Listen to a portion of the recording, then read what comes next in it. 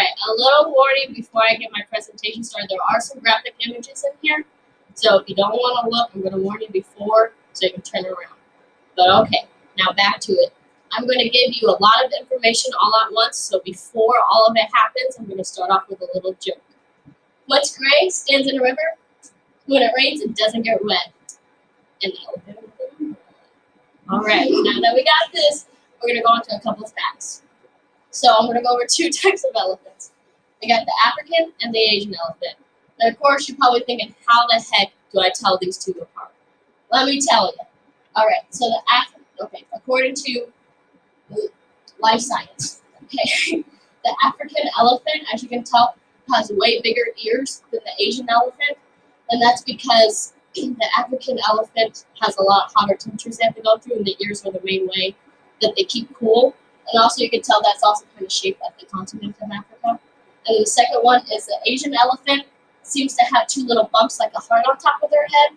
And the African elephant has such a rounder head. That's one way they can also tell. So now that I'm done showing you some facts, I'm going to show you some more. Okay? So, elephants' tusks never stop growing. As you can tell, this one is way shorter than this one. And that's how most of the time scientists can tell how old the elephants are. They measure their tusks and they can normally estimate how much the tusks are going to grow a year. It just depends on the climate that they're in, so they have to take that into consideration. And also, elephants, menstruals, what is this? Pregnancy. Okay, the African elephants normally go to 22 months, while the Asian elephants only from 18 to 22 months, and that's because the elephants are the largest land mammal that we have, so it takes a long time for them to grow everything. And they also have the world's biggest brain, which weighs approximately 11 pounds according to the top 10 elephant facts. Now that I get you some easy going, I'm going to get into some serious stuff. We're going to trample over into why elephants are so endangered.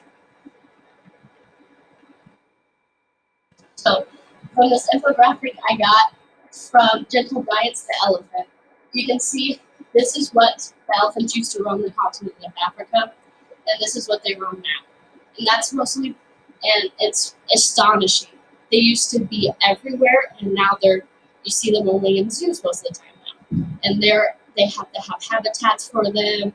They have to have parks just set up for elephants. And that is because some of the main reasons is the loss of food. So you have to see them more roaming all the time. And also because people are cutting down their trees and the fruits that they eat for villages. And so, sadly, the death that they take is starvation. And it's absolutely terrible. And another reason is because of poaching and villagers. And as you can tell, poaching is where they take off the tusk of the elephant because they are made of ivory.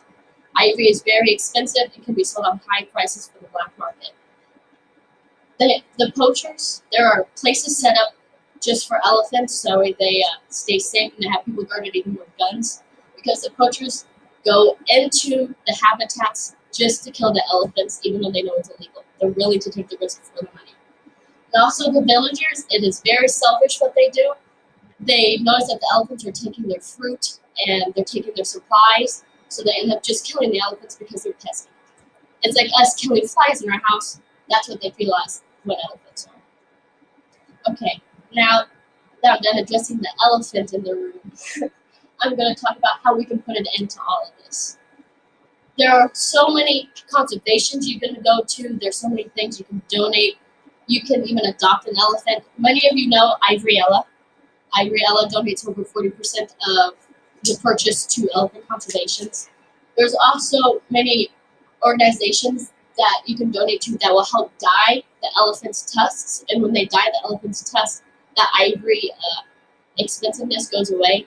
It just becomes instead of like $1,000, it's only like $50, so they don't make as much profit, so they don't go after them. And there's also, I know most people don't like this, but when you go to the circus, or if you go out traveling to maybe Thailand or anything, and you see people being able to ride elephants, don't do it. I know they're very large animals, and you think they could take the stress on their back, but they can't. And so that makes them really sad and depressed. Also, if you see them in cages, even at the zoo, they aren't happy there. They're really big animals that like to roam, and they don't like it. So, I mean, I know you're not going to the zoo. That's what's a good thing to go. And this all comes from SaveTheElephants.org is what it is. And I gave some links also up in my presentation to iReal and a conservation you could donate to help dye the elephants' tusks. And in the end, I'm going to give you a recap. What we learned is some interesting facts and a really nice joke I told you at the beginning. And then why elephants are becoming endangered because of poachers, villagers, and starvation. And I also gave you how we can help. Now please take into consideration how beautiful these big creatures are, and they deserve to live, and they shouldn't be treated the way that they are just because they have expensive things on their body. So please save the elephants. Thank you.